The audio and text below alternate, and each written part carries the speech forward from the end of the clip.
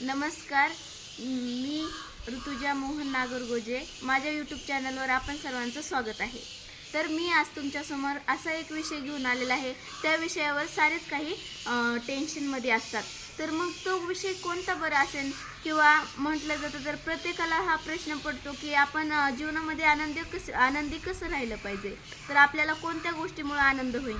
तर तुम्ही लक्षात ठेवा की आपण आनंद जेव्हा राहू शकतो त्यावेळेस आपण आपली परिस्थिती जशी आहे तशी त्याच्यामध्ये आपण आनंदी राहिलं पाहिजे. प्रत्येक वेळेस आपल्याला ज्या घडून गेलेल्या गोष्टी आहेत, आठवणी आहेत, तर त्या गोष्टींना आपल्याला परत आठवून त्या गोष्टीबद्दल विचार करू नये. कारण तो विचार करणं हा आपला मूर्खतेचापणा असतो.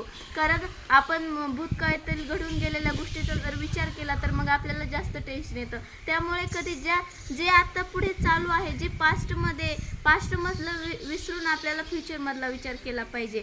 आणि आपल्या जीवनामध्ये खूप संघर्ष करावा लागतो. कारण जर आपल्याला काही करायचं असलं तर संघर्षाशिवाय आपल्या जीवनामध्ये काहीसुद्धा आपल्याला कोणतीच गोष्ट भेटत नाही. त्याच्यामुळे स्ट्रगल करणं हे खूप महत्त्वाचं असतं.